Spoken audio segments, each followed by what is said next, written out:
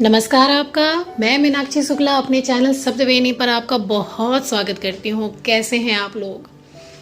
अच्छे ही होंगे। मैं बहुत अच्छी हूँ। क्यों? क्योंकि बाहर हल्की हल्की बारिश हो रही है और बहुत ही अच्छा मौसम हो रखा है। बस पकौड़ी आ जाए और साथ में चाय हो। तो आज मैं जिन्हें अपने साथ लेकर आई हूँ, जिन्हें प्रस्तुत कर रही हूँ, उनका नाम है विक्रम। विक्रम महज 22 साल के हैं और इन्होंने अपने नाम के साथ एक उद्विग्न नाम दे रखा है। यह नाम इसे श्रीमद् भागवत गीता में पढ़ते हुए मिला था और ये कहते हैं कि असल में मैं खुद को कुरुक्षेत्र में खड़े उस अर्जुन की भांति मानता हूँ जिसके पास युद्ध जय करने का सामर्थ्य तो है, किंतु उद्विग्न मन के कारण उसने अपना गांडीव कृष्ण के समक्ष रख दिया है। और इनका जन्म कोलकाता में हुआ है और ये बंगाली परिवार से हैं, किंतु रहते हैं छत्तीसगढ़ में और दिल से एकदम छत्तीसगढ़ी। और मुझे इस समय अपनी एक छोटी सी प्यारी सी बहन की बड़ी याद आ गई। वो भी छत्तीसगढ़ से है, दिव्या रानी पांडे, जिनकी रचना मैंने की थी, एक बार मिलवाया था आपको, याद है ना। चलिए बात करते हैं विक्रम की।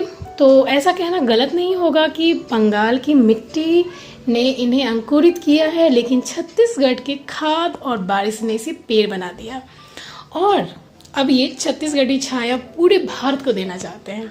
बचपन से इनकी इच्छा थी कि कुछ ऐसा काम करें जिससे देश और समाज की सेवा हो सके और इन्हें बहुत खुशी है कि ये बैंक में आरओ के जॉब पे हैं, जिसमें यह ग्रामीण क्षेत्रों के उन पिछड़ी महिलाओं को जो अपनी अलग पहचान बनाना चाहती है और अपने दम पे कुछ करना चाहती है, उन्हें सामूहिक लोन देने जैसे अन्य कार्य करके लघु कुटीर उद्योग स्थापना करने में हर संभव मदद करते हैं।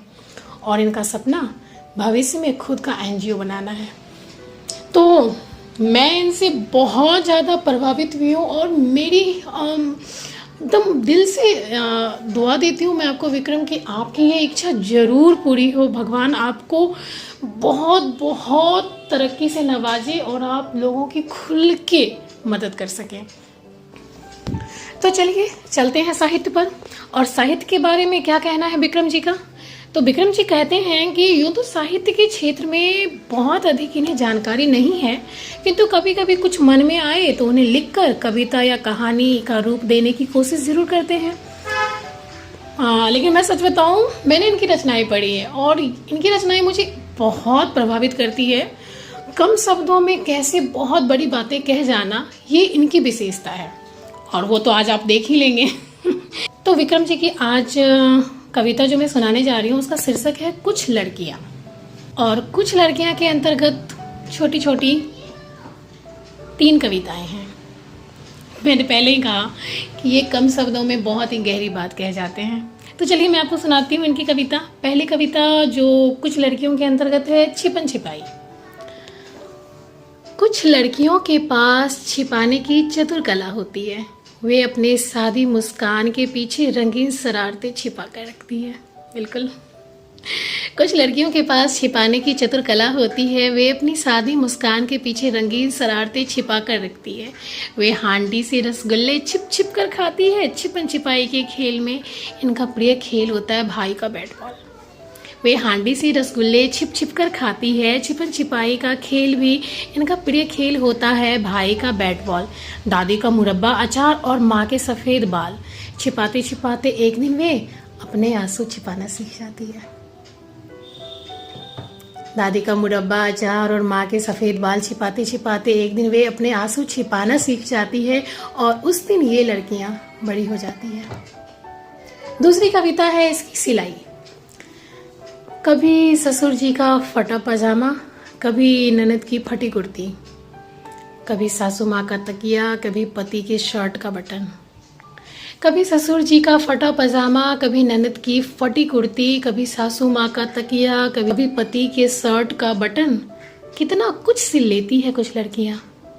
वो जो रखती है एक नई सभ्यता सिलने का हुनर। कितना कुछ सिल लेती है कुछ लड़कियाँ, वो जो रखती है नई सभ्यता सिलने का हुनर। सिलते सिलते सबका मन अक्सर भूल जाती है सिलना अपना पंख। विक्रम यहाँ पे छुआ है इसने हृदय को। चलते हैं तीसरी कविता, पेड़ और लड़कियाँ। कुछ लड़कियाँ पेड़ों की भांति होती है। कुछ लड़कियां पेड़ों की भांति होती है, ना निंदा का भय लिए ना प्रशंसा की चाह लिए, वे सिर्फ देना जानती है। ना निंदा का भय लिए ना प्रशंसा की चाह लिए, वे सिर्फ देना जानती है। पथिक को छाया, पंछियों को घर, ईश्वर को फूल और भविष्य को बीज। पथिक को छाया, पंछियों को घर, ईश्वर को फूल और भविष्य को बीज। ये लड़कियां अपना जीवन वसंत के कविताओं की भांति जीती हैं।